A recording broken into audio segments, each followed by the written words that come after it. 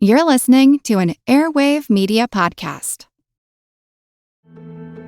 This episode is brought to you by Paramount Plus. Ewan McGregor stars as Count Alexander Rostov in A Gentleman in Moscow, the new limited series based on the best-selling novel. Stream it on March 29th with the Paramount Plus with Showtime plan. Visit ParamountPlus.com to try it free. When you hear this, what do you feel? At IMAX, you'll feel transported by our unique sound system and crystal clear images. Like you're running across a desert planet or defending your city from a surprise invasion. With immersive IMAX sound and screens curved to show more, we take fans to the edge of their seats. Get tickets to Dune Part 2 now and experience it in IMAX's exclusive expanded aspect ratio. Recorded in Chicago, Illinois, with your hosts, Ken, Matt, Neil, and Jeff. This is Triviality.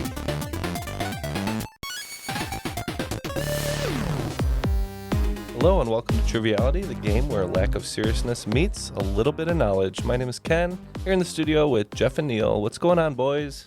Feeling pretty good. Not too much. Excited for another great game. Yeah, so I'd like to say Matt is here as well today, but unfortunately he brought his Dune popcorn bucket to a public park and was arrested, so. You got to be careful with the Dune popcorn bucket. Got to be real careful. It's getting people. Did you guys pick up any popcorn buckets? I don't want any part of the Dune popcorn bucket. See, I kind of wanted to get one because I think it's going to be a collector's item in like 10 years, but I don't have anywhere to put it, you know? I don't want to know where you put it, what you do with it. It's too much. I don't like sand, so I'm sure there's sand involved at some point. I don't know. I don't want anything to do with that. That's fair. But we got a lot of great guests today, Neil, right? Yes, yeah. So coming back as a host, we always enjoy having her on the show from St. Louis, Missouri, Oakland 5 supporter on Patreon, Mary Randazzo. How are you, Mary? Hi, I'm doing good today. And fills the folks in on what you've been up to. Well, I think the last time was a couple years ago, so I have since changed careers completely. I now office manage a tiny AV company, and it's been fantastic. It's only been like the last 6 months, but it's the best job I've had in a long, like ever. So. Oh, that's amazing. Well, congratulations. Yeah, and is there anything special we should know about your game today? Are you going to pull any tricks, or is it going to be the same as it has been before? Nice pop culture questions and what fun times. What are these tricks that you're always talking about? Well, we had a couple episodes where someone just completely changed the format, so you never know. So I don't know if we should be worried, when the new hosts come on. No, no worries on that front. It does lean a little bit pop culture heavy, but otherwise it's a standard trivia game. Wonderful. Well, we're so excited to have our special guest with us today. As you know, we talk about being an Airwave Media Podcast, and we had the great fortune of partnering with them on a promo swap, and it's just a wonderful show called Box of Oddities. You should definitely check it out. Just wonderful episodes. They're even shorter than our episodes. We try to keep ours pretty short, but they're bite-sized. They're stuff you can listen to on your way to work. I listened to a Hollywood episode. Ken, you listened to... Yeah, so I was trying to scan through and find something fairly interesting to me, and it's not hard to find, but I did see one based on what I think is the most ridiculous fashion statement of all time, the powdered wigs. Oh, yes. And so I listened to that one, and I finally got the scoop on why that happened. Well, speaking of powdered wigs, we're wearing ours in the studio, but we'd love to introduce yes. Jethro and Kat, the hosts of Box of Oddities. Welcome to the show. Thank you so much for joining us. Well, thank you for having us. And I think right out of the box, I need to say this is not a wig, and I should apologize for my hair because we recently moved to Ecuador, and drug cartel-related violence has stood between me and a hair salon. Oh, no.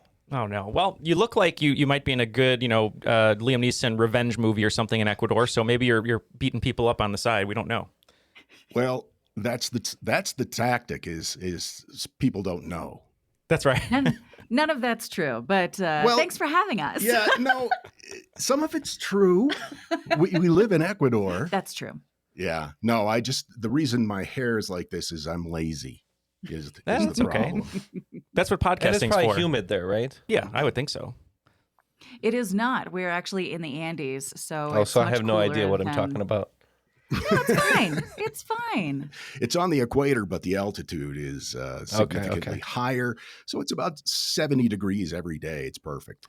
Beautiful. Now, we've been loving your show over here, and we were talking about listening to each other's shows, but can you tell the listeners at home what your show is about, where they can find it, all that good stuff, because we think everyone's going to love it. Sure. So it is, it's a big umbrella. It's called the Box of Oddities, and a lot can fit in there. We go from the severed head of Ted Williams to cryptids, aliens, weird medical stuff. You know, if it's weird, we probably hit upon it. Yeah.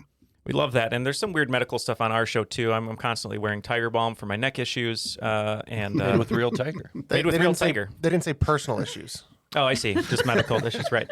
But one thing we would like to shout out an episode that we were talking about before we started. And there's a great episode on W.C. Fields and the Bundy Boys. If you're not familiar, definitely listen to the episode. But maybe the inspiration for Weekend at Bernie's. So we decided that the first one of us to die at Triviality will be propped up in the studio performing until the end of time. Yeah, that's right. Absolutely magical. The Bundy Boys. That is a strange story with the theory that W.C. Fields stole the corpse of John Barrymore just so they could have one last drink together. There you go. Why not? Yeah, right. That's a pact everyone should have. The teams are going to be Ken and Jeff versus Jethro and Kat. So, Ken and Jeff, what team name would you like today? Well, since Kat and Jethro are going to be Box of Oddities, I presume we're going to be Box of Commodities. You know, just a box full of sugar, flour, some crude oil. Oh, I thought this was your sideways push into our usual Patreon plug, but that'll have to wait for later.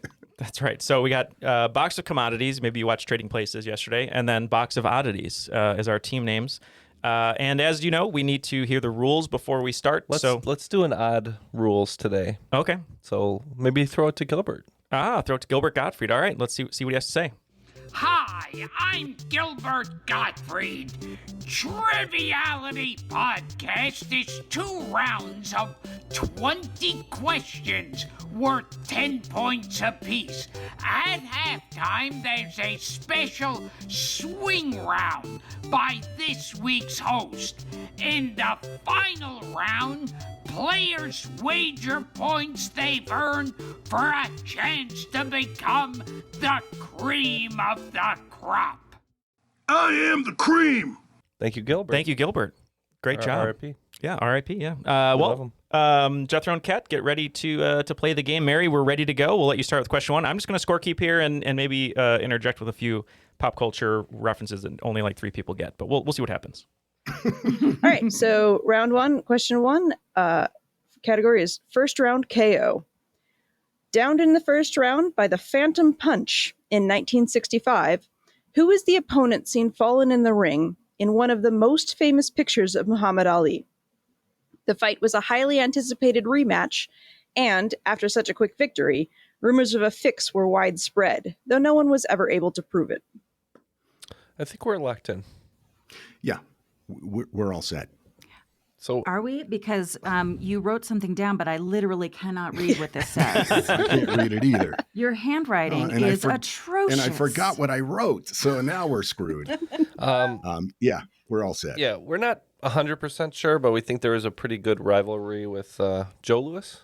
Is it Joe Louis? There's many Louis. So. Anyways, I think we're answering with Louis in the Jeopardy style. We're gonna go with Sonny Liston.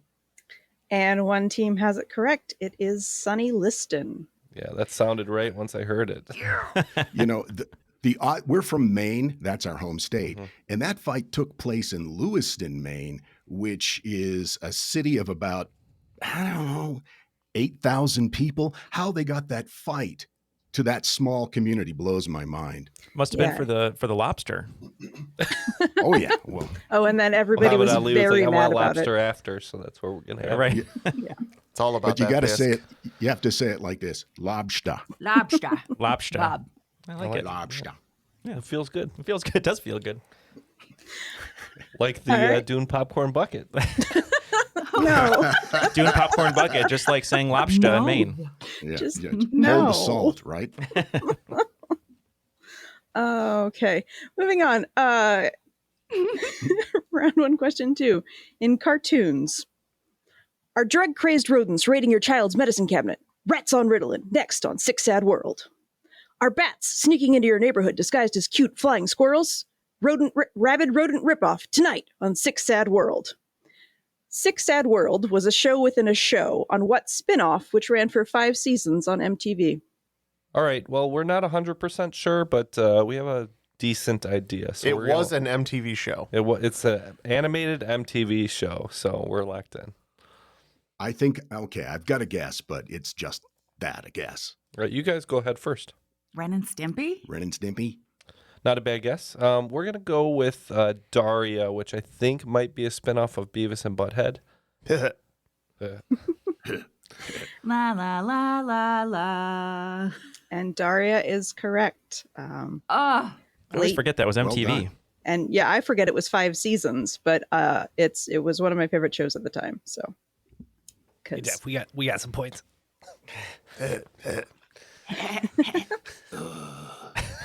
I just remember being a young kid, and when that was popular, just every kid had his shirt on his head and was saying cornholio, and like teachers were probably, what is going on with the youth? I need TP for my bunghole. it was very weird, and I never cared for Beavis and Butthead, but Daria was the best. So, all right. Question 3 is lesser known sequels. Who is the famous author whose father was born in the colony of Saint-Domingue to a French nobleman and an African slave?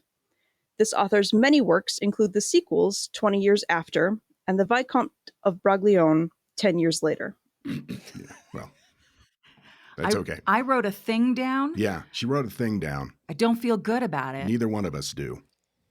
Well, I don't want to feel like a dumbass here, but we're going to go with Dumas.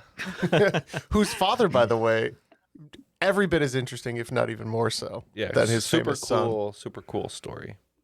Okay, well, I'm glad that you got it right because we also got it right. Yay. And I believe those are the Yes. sequels to Three Musketeers. They are, yes. It's one of those weird, like, oh, I've never heard of these, but they exist, and they're very. I like the naming convention where it's just 20 years after that first story, and then 10 years after that second story. It's fine. It's like 28 Days Later, just with fewer neck bites. Yes. Well, but yes, Alexander Dumas. Have you read them? No, it's a great point. Yeah, that's Ken's favorite book. Or the Monte Cristo, right? Count of Monte Cristo. No, I'm talking about the sandwich, though. The sandwich that gets That's out my of favorite prison. sandwich, Yeah, too. right. It gets out of the prison to the kitchen and goes into someone's belly. Yeah. Takes revenge on somebody. It definitely takes revenge. Who invented that? Who invented that sandwich? Because that's just weird. That's why they call it the Monte Cristo. That might be 'cause your it next takes revenge. That might be your next episode. Yeah. Maybe we'll research it and bring out who invented the Monte Cristo. Maybe there's some All weird right. true crime. You guys True come on crime. our show and explain the origins of the Monte Cristo sandwich. Sounds great. We'll do it. Yeah. Deal. Awesome. All right. I guess question 4. I thought there would be more. A young Tim Roth and an only slightly older Gary Oldman appear together in an early 80s BBC TV movie called Meanwhile. Oldman and Roth's only other joint film appearance is 7 years later when they star as the title characters in what movie based on a Tom Stoppard play?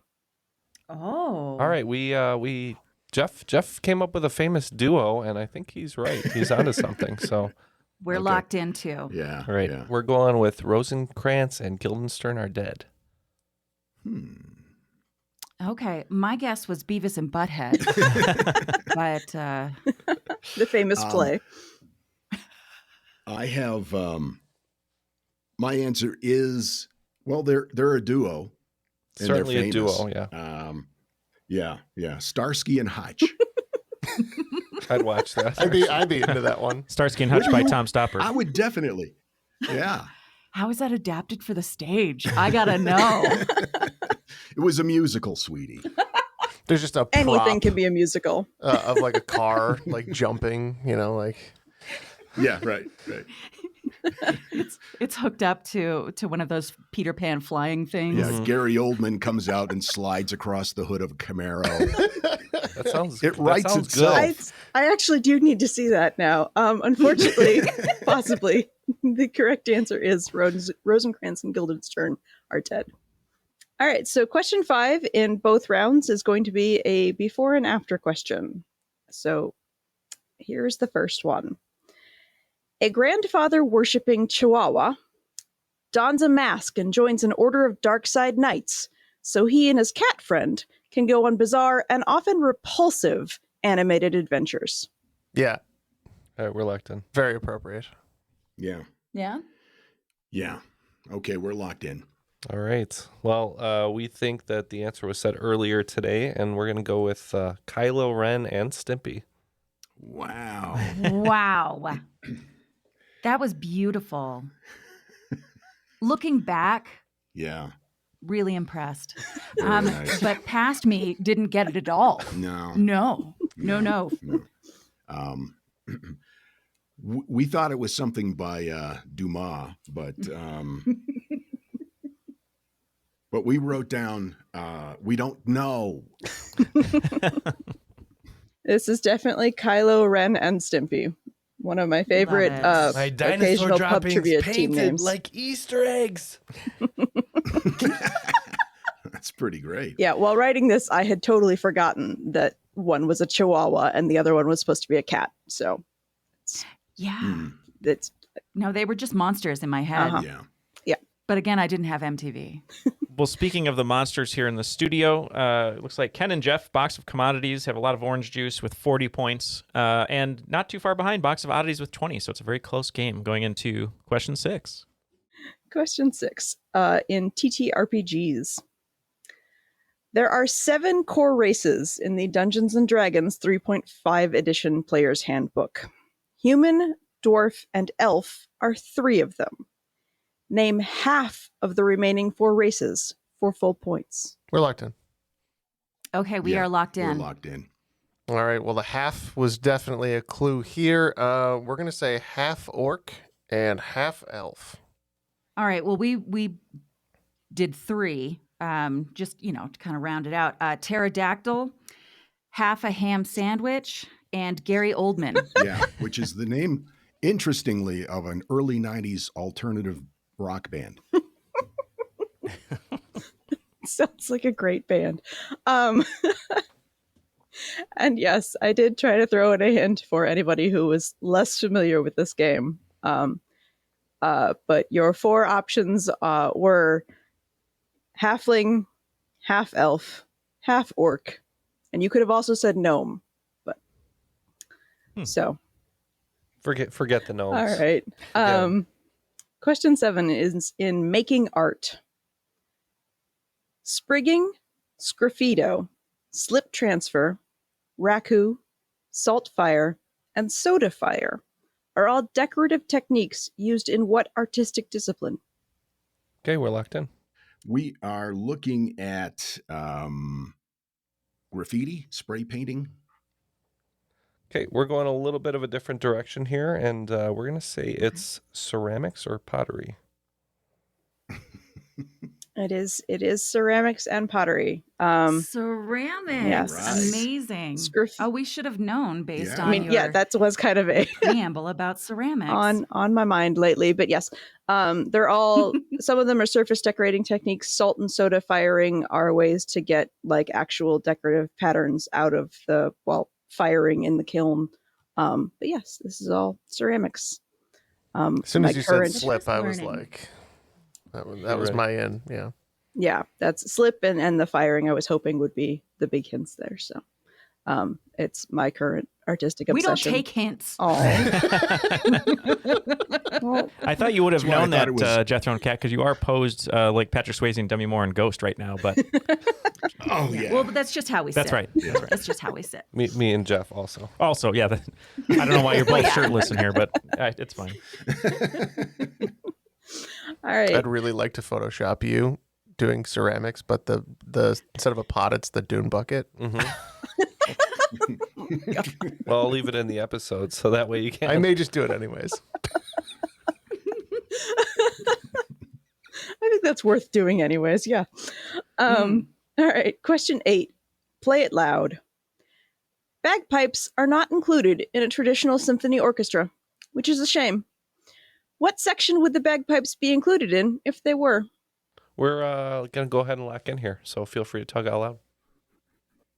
Okay. Well, my first thought is because you right? The right. right, because of all the right. And then there's also It's lovely. the Scottish sticks music. that you thank you. Right. Thank you. Mm-hmm. That you breathe into. Those are wood. Mm-hmm. So I would say woodwind. Yeah, that's what. Or woodwind. Woodwind. Woodwind. Yeah, we're agreeing with you here and saying woodwind. What's the difference between the brass section and the woodwind section? Something to do with the reeds? One's got wood in it. They're not all wood. Yes. Nah, they're not all wood. It's the reed makes a woodwind. And there is a reed in the chanter of a bagpipes, so they are woodwind instruments. Moving on to something significantly less, highbrow. If you call bagpipes highbrow. Question 9 is in Backstreet's Back. Dead 7 is a zombie Western B movie with a surprisingly ex-boy band star-studded cast. AJ, Nick, and Howie of Backstreet Boys and Joey and Chris of NSYNC are joined by Jeff Timmons, Eric Michael Estrada, Tever Pennick, Jacob Underwood, and Dan Miller. For 5 points each, name the other 2 late 90s, early 2000s boy bands the actors listed were a part of. I didn't know my friend Dan Miller was in this movie. Oh. Shout out Dan Miller. These are the 2 I can think of. Yes. Wasn't there a British one, though, too? Oh. Should we worry about them? No. Okay, we're locked in. Now, I will say, if you're having... No Nick Lachey, though. No Nick Lachey. If you are having trouble, Box of Oddities, you can tag me in for a hot tag, and I can help you because I'm a boy band aficionado. So that's true. Oh. Did you ever have highlights in your hair? Of course I did. I'll send you a picture. I believe they were not just highlights, but it was we'll exchange photos. The tips were frosted. They were frosted tips. Frosted tips. Frosted tip tank top. Did choreography in the halls. Yep. Have you ever heard of the Blunder Years subreddit? No, that sounds... People posting old pictures of themselves. Oh, really? You know, being sucked into different fads. That's and just funny. Like, with Jenko jeans, yeah. Just how awkward they were in their teen years. It's phenomenal, and you should... I'll check it out. You should dabble. That is actually twice this week that Jenko jeans have come up, and that's so strange. Are you going to take Neil up on his hot tag here? I think these are pretty good guesses. Okay. We feel somewhat confident. Okay. We are somewhat locked in. What do you guys have? We have 98 Degrees and O-Town. Ooh. Neil, what do you say? I say, if there's one thing you know about me, it's that I have liquid dreams. So O-Town and 98 Degrees. Yeah, we agree 98 Degrees and O-Town. Yes. Timmons is from 98 Degrees, and everybody else is basically the entirety of O-Town. So yeah, it was unexpected, but fun. Not good, but fun. So, all right. And question 10 of round 1. Category is 202 hours in one playthrough. Within 1, how many video games make up the Baldur's Gate franchise? There are 25 years between the first game and Baldur's Gate 3, and this total does include expansions, spin-offs, and enhanced editions. As a hint, it's the same number as the Patriots' record total appearances in the Super Bowl. I'd appreciate if you didn't combine Dungeons and Dragons and football. I was like, well, somebody may not know one of these, so what's the best opposite hint I can give? I'm gonna let Jeff take that. Okay, we're locked in. I think we are, but not because I know anything about video games. But we did live in New England for a while, so I'm gonna say 8. Jeff wrote 9, and I'm cool with that.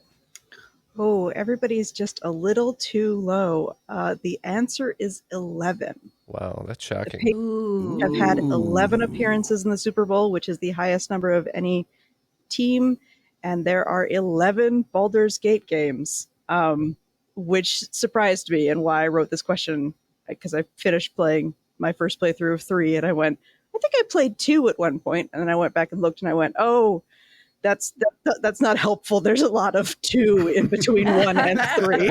So I'm still trying to master Mike Tyson's Punch Out. So that's a classic. Well, if you're a fan of Baldur's Gate, you want to transition into Brady Gate and then Inflate Gate, so you have all of it in there with all your video games. So many gates. Many gates. All right, after 10 questions in the first round, it looks like Box of Oddities is going to have 40 points going into the swing round, and Box of Commodities is going to have 80 points going into the swing round.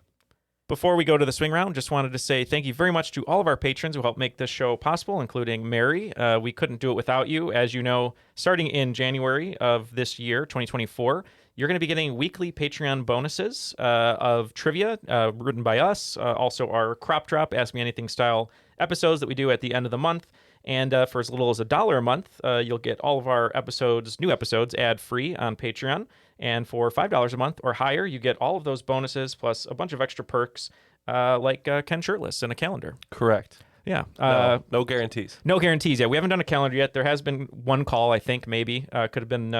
I thought that was a call to please don't. Please don't. The call was coming from inside the house. That's true. It was coming from inside the house. But yeah, if you'd like to support the show, help us keep growing, you can go to patreon.com/trivialitypodcast. And as we said, if you're listening to this and you're hearing this episode and this ad right now, that means that you aren't on Patreon. But if you are on Patreon, you don't even have to hear this, and you never will. So thank you to all of our patrons. Join us at patreon.com/trivialitypodcast. Mary, what do you have in store for the swing round today? I have a list of 13 bands and or musical artists who have appeared in a movie as themselves doing a musical performance. Each of these bands also had songs included on the original motion picture soundtrack for the movies that they appeared in. I'm going to give you the list of artists. I want you to tell me the movie they performed in. And as a hint, I've included the year the movie was released. So the list goes... number 1 is The Circle Jerks in 1984. Cyndi Lauper in 1985. Twisted Sister, also in 1985. ZZ Top in 1990. Primus in 1991. The B-52s, under a slightly altered but thematically appropriate name, in 1994. Cannibal Corpse, also in 94.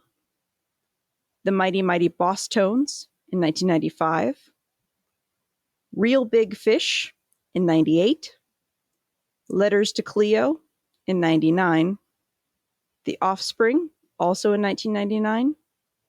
Rammstein in 2002. And Daft Punk in 2010. All right, we have our questions. We'll be right back with the answers after these messages. Want to learn how you can make smarter decisions with your money? Well, I've got the podcast for you. I'm Sean Piles, and I host NerdWallet's Smart Money Podcast. On our show, we help listeners like you make the most of your finances. I sit down with NerdWallet's team of nerds, personal finance experts in credit cards, banking, investing, and more. We answer your real-world money questions and break down the latest personal finance news. The nerds will give you the clarity you need by cutting through the clutter and misinformation in today's world of personal finance. We don't promote get-rich-quick schemes or hype unrealistic side hustles. Instead, we offer practical knowledge that you can apply in your everyday life. You'll learn about strategies to help you build your wealth, invest wisely, shop for financial products, and plan for major life events. And you'll walk away with the confidence you need to ensure that your money is always working as hard as you are. So turn to the nerds to answer your real-world money questions and get insights that can help you make the smartest financial decisions for your life. Listen to NerdWallet's Smart Money Podcast wherever you get your podcasts. You can spend less time staying in the know about all things gaming and get more time to actually play the games you love with the IGN Daily Update Podcast. All you need is a few minutes to hear the latest from IGN on the world of video games, movies, and television with news, previews, and reviews. You'll hear everything from Comic-Con coverage to the huge Diablo 4 launch. So listen and subscribe to the IGN Daily Update wherever you get your podcasts. That's the IGN Daily Update wherever you get your podcasts.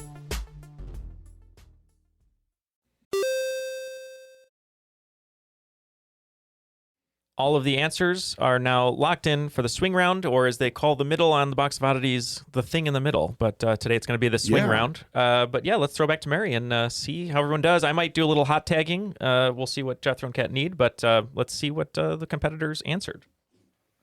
All right, I will just go down the list and give you the band, and you guys give me the movie. Starting with the Circle Jerks. We're going to say that they were in The Piano.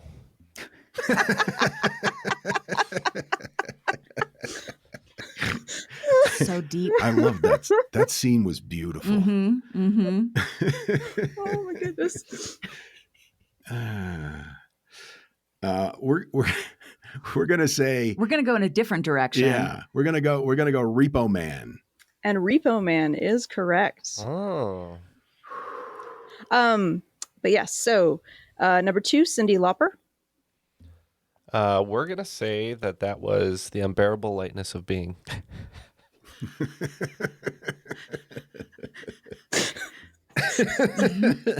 It's a very different movie now. That's what we have.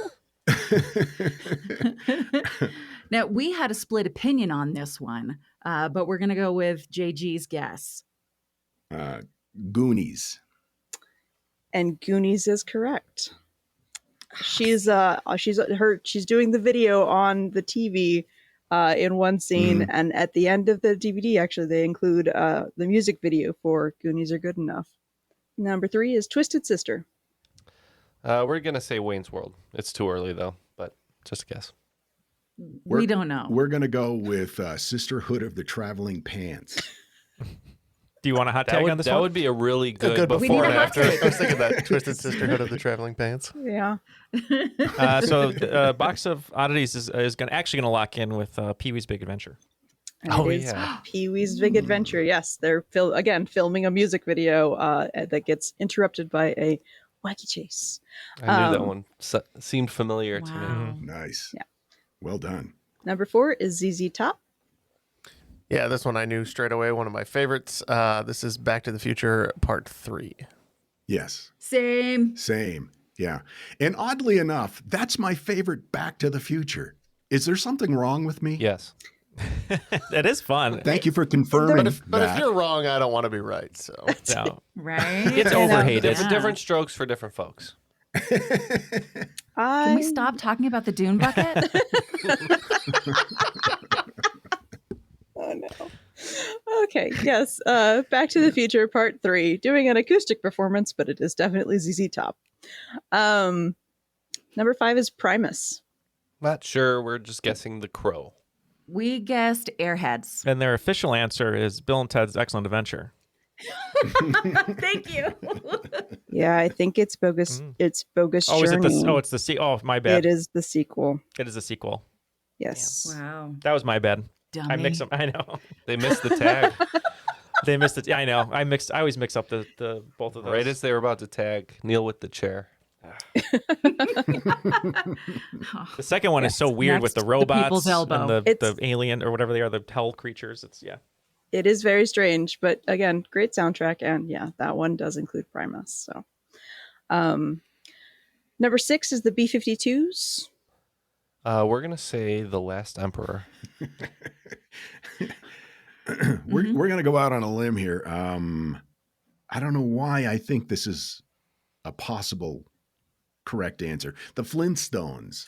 It is, in fact, the B-52s performing as the BC-52s in the Flintstones. Wow. Oh, man. That's awesome. Yes. All right, number 7, Cannibal Corpse. Ken knew this right away. Now It's we're his gonna favorite hopefully band. get some points here. We went with Ace Ventura, Pet Detective. We were just talking about this last night because I was playing and JG was like, "What is this?" And I went into this whole thing about how Jim Carrey was really into Cannibal Corpse at the time, and he actually requested that Cannibal Corpse be a part of the film. Mm-hmm. Yeah, we were playing a little game that we call Complete Opposites, where she will choose a song and then I will choose something completely, in my mind, opposite. That's a beautiful game. I like that. Yeah. Thank you. Cannibal Corpse, we went right into Afternoon Delight by Skyland Vocal Band. And then you went right back into Entrail, right? Yes, that's right. Jeez, were you listening? Oh, it's so weird. I told you Alexa's spying on us. Always. Can't trust her. But yes, that the first Ace Ventura movie, Pet Detective. The Mighty Mighty Boss Tones. So I can really picture this one, and it's driving me crazy because I know it's like at a high school dance, and it's very bizarre that they're playing, the impression that I get. But we went with Buffy the Vampire Slayer.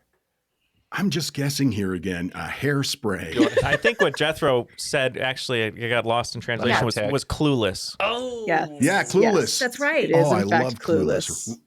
Rolling with my homies. That's right. And yes, it is at the dance, but it is Clueless. Number 9 was Real Big Fish, keeping in the ska theme. Pretty sure it was basketball. Yeah, and I think they think that as well. That's what yep. Yeah, that's what. Yeah, basketball. Definitely what you had written down. Absolutely, and it is correct. It is basketball. Number 10 is Letters to Cleo.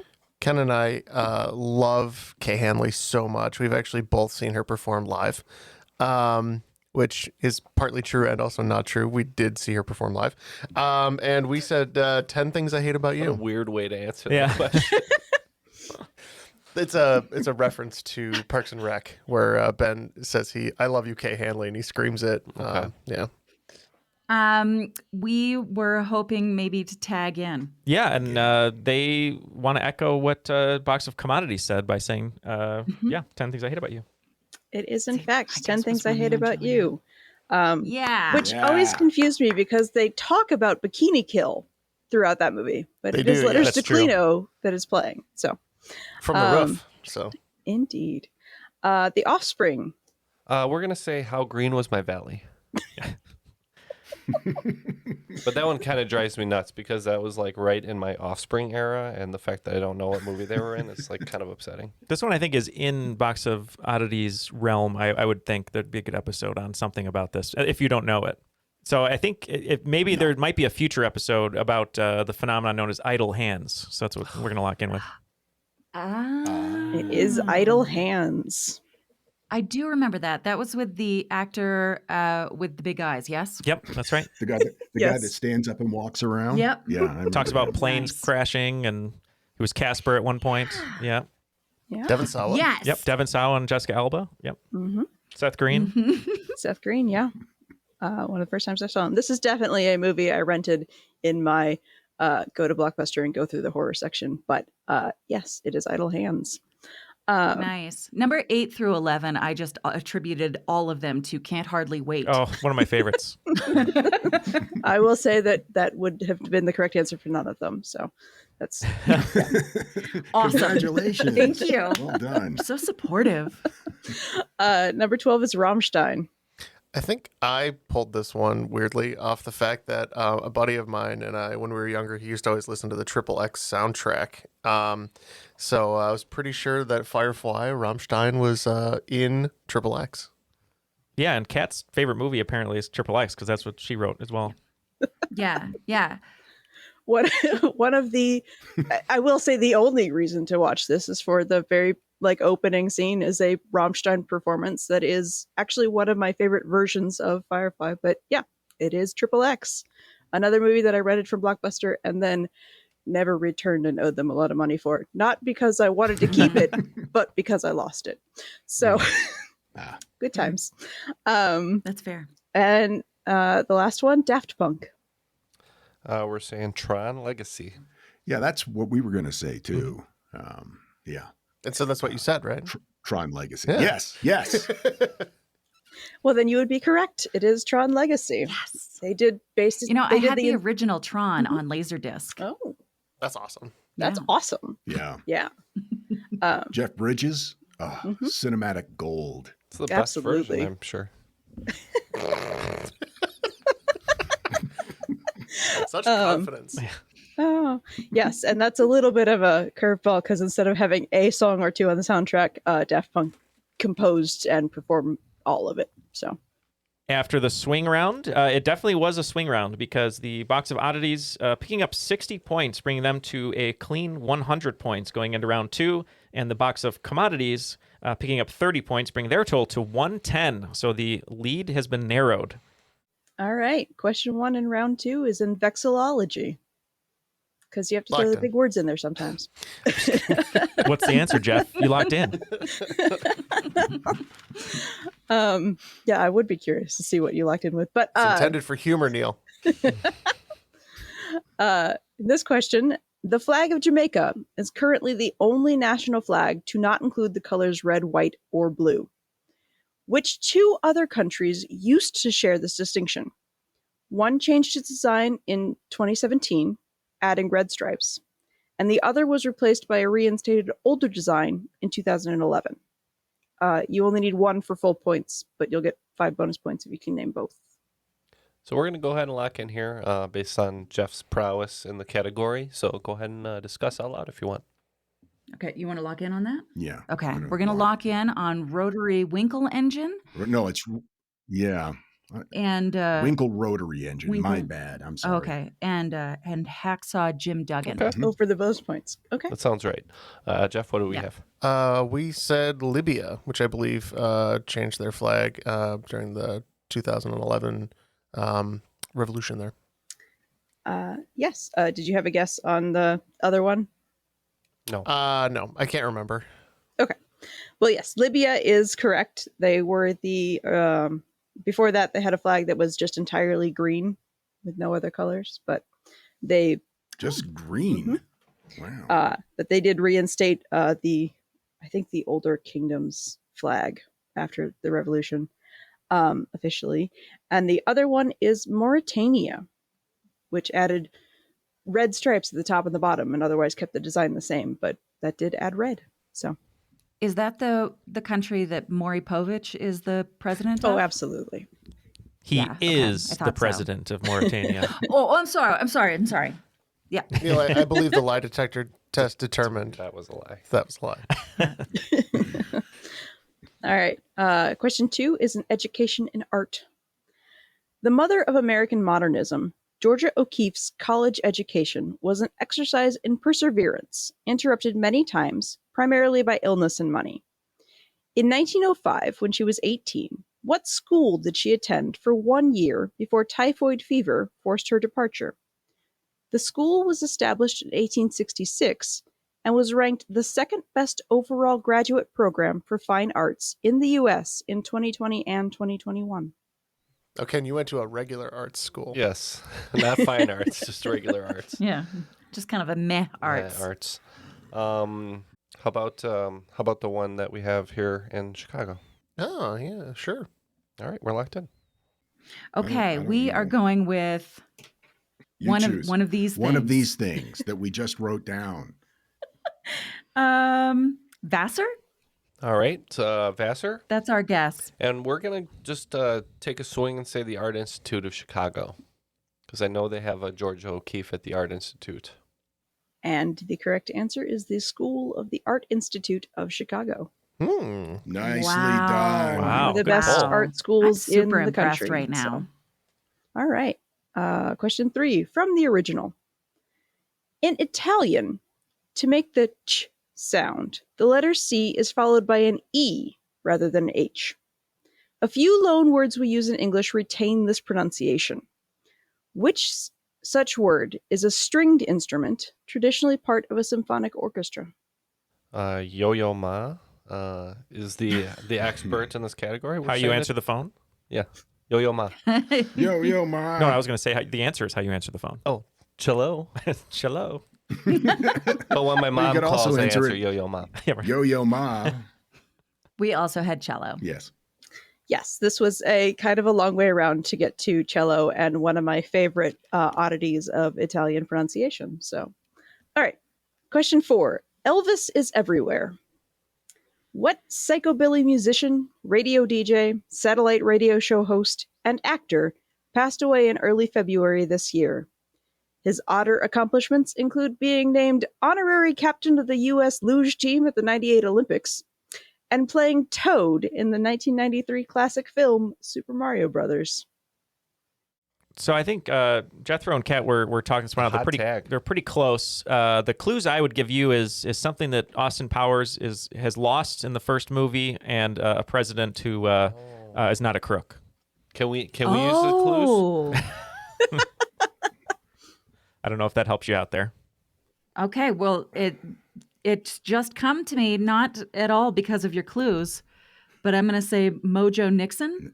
Yeah, we said Wolfman Jack. I don't know if he's alive or what, but yeah, I think you're right with Mojo.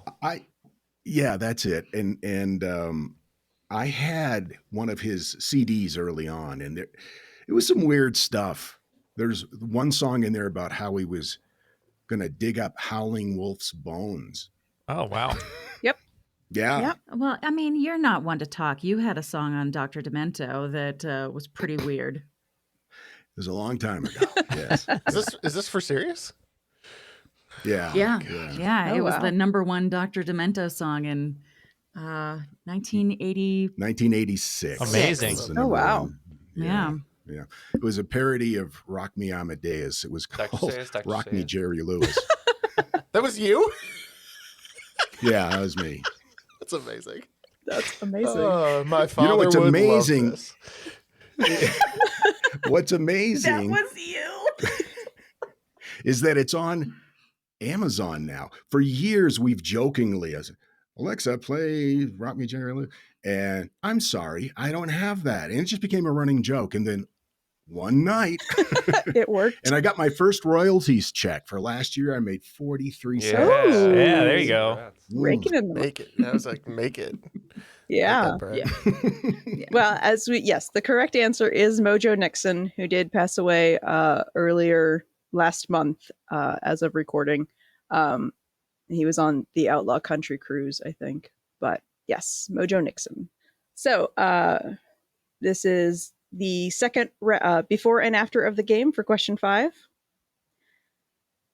A famously bearded, award-winning comic book author is an extraordinary gentleman from another planet who teams up with a journalism grad in this successful spin-off sitcom.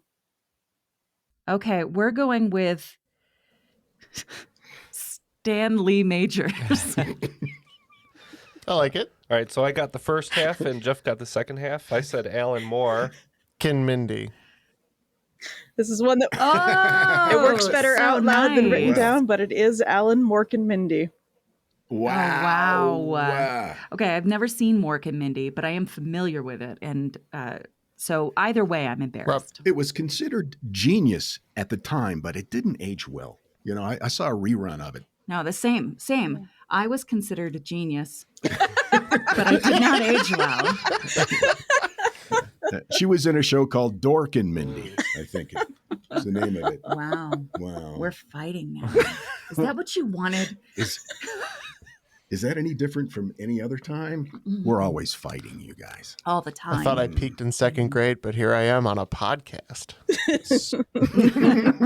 So as Box of Oddities is fighting internally here, and we're not sure if the show is going to continue, the scores are in for the first 5 of the second round. Looks like Box of Oddities picking up 20 points, bringing their total to 120. And not too far in front of them, Box of Commodities picking up 30, bringing their total to 150. So still close. Then question 6 is brought to you by the letter C. Humans and other bipedal or vertical organisms use anterior and posterior to denote front and back in medical language. For 5 points each, what 2 different directional words are used for quadrupeds, indicating whether something is closer to the head or to the tail? We're locked in. We're locked All right, they're locked in. We have no idea. Well, you got the cabeza, right? That's the one that's the side. head. That's Yeah. closest to the head, and the caboose. Cabeza Yeah. and caboose. That's what we wrote. Holy crap! Great minds think alike. Ow! Excellent. Oof. I wish either of those were correct. Wow. Now, in this instance, the first C towards the head is cranial, and then towards the tail is caudal. Again, I learned this when I had a dog with who was limping on a back leg, and we were worried that it was the dog equivalent of an ACL tear.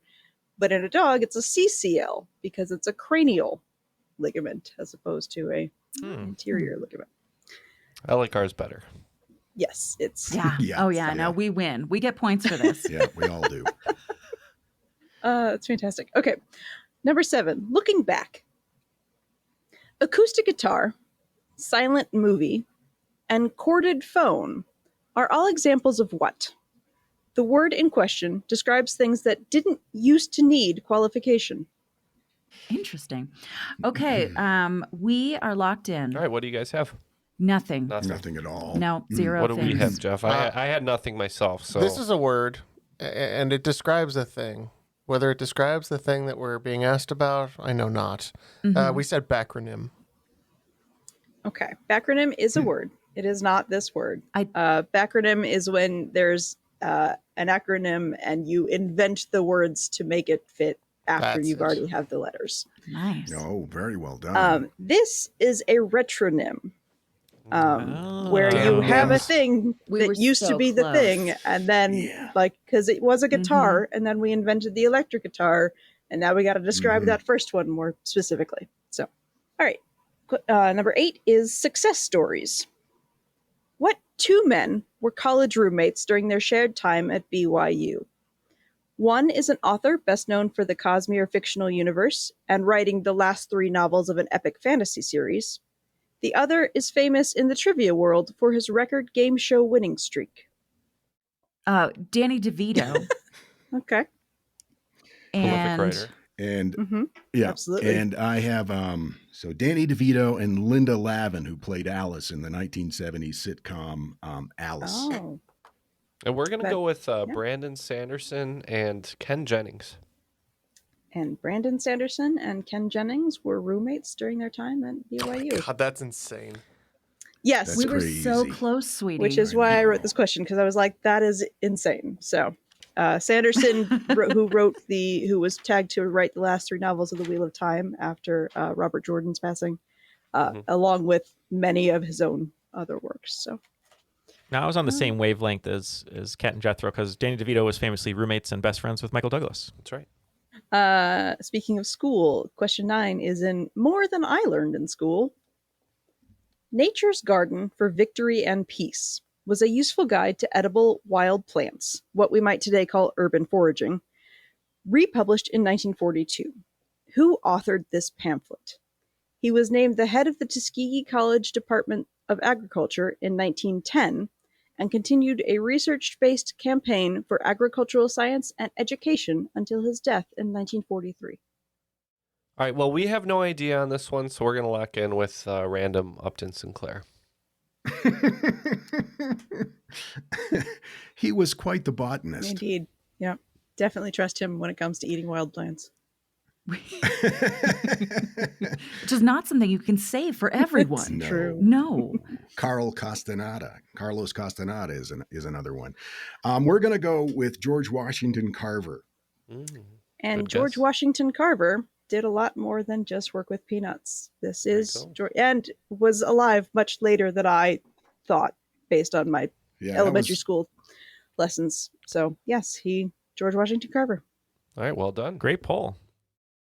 All right, and last in the regular game, question 10, mythology.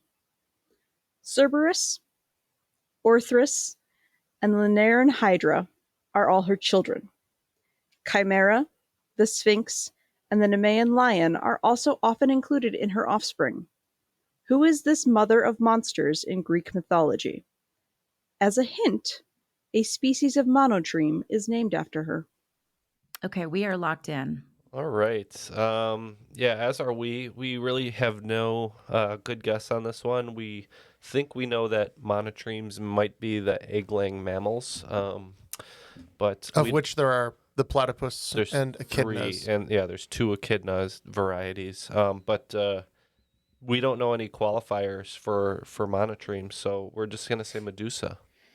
Medusa was also our guess. That was what we said too. Well, you did have the monotremes are your egg-laying mammals, and this is where the echidna gets its name. There you go. We thought too hard, Jeff. We had it right there in our hands. After regulation, it looks like Box of Oddities going to be ending with 130 points going into the final round, and Box of Commodities going to be ending with 160 points. So very close game going into the final round here. But first, we just want to give a shout out to all of our Patreon supporters who are not hearing this message. Why is that? That's because if you are on Patreon at the $5 or higher level, you aren't getting any ads, including the Patreon drops that we do every episode. $1 is you get the. You're right. It is $1. So $1, Neil. It's an even a better deal than that. Wow. So yeah. So even for just $1, you won't be getting this ad. You won't be getting any of the Airwave ads. The only ads you're going to be getting are for our personal brand of ice cream coming out in 2025 Q1. Triviality Licks. Triviality Licks. That's right. Get your Dune popcorn bucket. Get your Triviality Licks. Have a good time. Go check out Georgia O'Keeffe. It's an evening in itself. And at $5, what do you get? And at $5, you get 4 Patreon bonus episodes a month. So that's like double Triviality. Almost. Double Triviality. You get 3 episodes trivia based and 1 episode that doesn't ask me anything. So for Jeff, he likes to get a $5 cup of coffee, some sort of mixed Chino joint. But if you want to do that, you can get Patreon exclusives. Get Guy 4. doesn't even know me. I like my coffee like I like my metal, Neil. Black. So do I. But anyway, you can join us at patreon.com/trivialitypodcast. If you don't want to hear these ads for as little as $1 a month, go to patreon.com/trivialitypodcast. And if you'd like to hear more for $5 or higher, you can go to patreon.com/trivialitypodcast. We really should script these things. And what are those final round categories going to be for us today? All right. Our final round categories are pretty straightforward. We have music, movies, video games, language, and what's the point? All the wagers are now locked in. Looks like we're going 30s all the way down. But we'll see if Kat and Jethro can come raging back in this final round. What are the questions? All right. Question 1 in music. What was the Beatles' 10th studio album? It only contained 4 new Beatles songs, along with 2 re-releases and some orchestral tracks. Question 2 in movies. Patricia Quinn is a British actress, best known for her role in a 1975 cult classic, The Rocky Horror Picture Show. Name her character, a domestic. In video games, what weapon, introduced in a PS2 game in 2002, combines a more traditional weapon with an everyday object? The first installment in the series opened the way for a franchise that now contains more than a dozen video games. In language, with a name derived from the ancient Greek for dark blue enamel, what color falls at the very middle of the blue-green spectrum? And question 5, what's the point? What's the point? All of these answers will have something in common. You just need to tell me what it is. Holy Oh, we're about to get fun. annihilated here. We'll be right back as we try to think about these answers. Hi, everyone. It's Jean Chatsky, host of the Her Money Podcast. For 7 years, my show has been changing the relationships women have with money because, make no mistake, when it comes to money, women are different. We face challenges that men don't. Longer lifespans, caregiving, a gender pay gap that just won't quit. Oh, and the fact that the financial industry was built by men for men. We need information specifically for us, presented without jargon in a judgment-free zone. And that's what the Her Money Podcast is all about. Every week, we talk about earning more, spending smart, investing to build the life you want, and protecting yourself from disaster. Subscribe to Her Money with Jean Chatsky wherever you get your podcasts, because when you own your money, you own your life.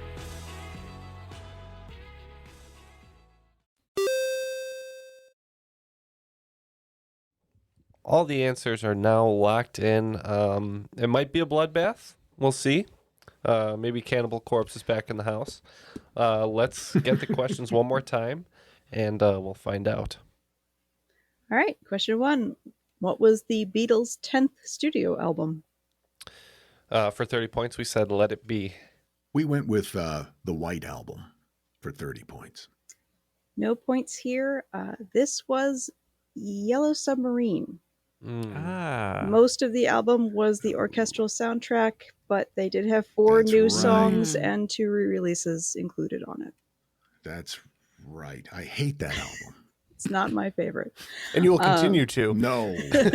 Yes. Since it has plagued Now you even again. more yes. so. Yes, you have more reason. Even more. All right. Question 2. What role did Patricia Quinn play in the Rocky Horror Picture Show? We don't know, but you said domestic, and it's capitalized there. So we just said Kat. Maybe it's maybe her name's Kat something. And shout out to Kat, who's on our show today. Well, thank you. But we said magenta. Yes, it is capitalized because in the credits, she is credited as Magenta, a domestic. But magenta is the correct answer. A domestic. Yes. We're in trouble. We did 30 points on that one. All right. In video games, what weapon was introduced in a 2002 PlayStation 2 game? I could have sworn this is the Keyblade, but it's not looking good based on the category here. We bet 4 points on this one. So we don't care. Because we knew our skill set did not. Yeah. So we said red hot fire poker. Oh. Mm-hmm. Yes. Yep. Well, the correct answer is the Keyblade. Okay. Oh wow. So that changes things. I thought you said the Keebler, and I was like, why are the elves getting involved in this video game? But Yeah. Right. They do not mess It's around. all about the elfin magic. Indeed. I would not have called that a more traditional weapon. That's too late. All right. And the last question, or the second to last question, what from the ancient Greek color is it between blue and green? We said cyan for 30. We only bet 10, but we're also going with cyan. And cyan is correct. Now, okay, so what I think there was some struggle here, but does anybody have an idea of what is the point? Well, our locked-in answer is like life. There is no point. But I think in retrospect, now that we know all the answers, we think it's the abbreviations of printer ink. Yeah. CMYK. But that's not our magenta, official yellow. answer. Officially, we lost 30 points. Yeah, we just before we knew about Keyblade, Right, we yeah. went with colors. colors. Yes. Is that right? Is it colors? Is it colors though? I mean, it's unfortunately not specific enough, but yes, all of these answers, CMYK, stands for cyan, magenta, yellow, and key in your printer ink. Key black. Key being a key for black. Very well done. Wow. Very well done. that's all she wrote. It looks like the final scores are in, and Box of Oddities almost with a knockout punch at the end there, but they're going to be ending with 116 points. But today's cream of the crop, narrowly winning, is the Box of Commodities with 130 points. What a game. Great game, everyone. Wow. I'm talking all the way to the top. Yeah. Wow. I still think it's anyone's game. It's definitely anyone's game. It is anyone's game still. After the recording is off, it's still going to continue until the end of time. Well, thank you so much, everyone, for joining us today here in the studio. Let's start with Mary. What a wonderful game! Always fun to see you on our show. Have you asking questions or just your fun personality? It's always nice to see you, and we also appreciate you being a supporter on Patreon. But any final shout outs before we let you go today, Mary? Not really. I will say it's always a blast being here, but I guess right now on top of my mind, one of the things that I would suggest people do is just go take classes.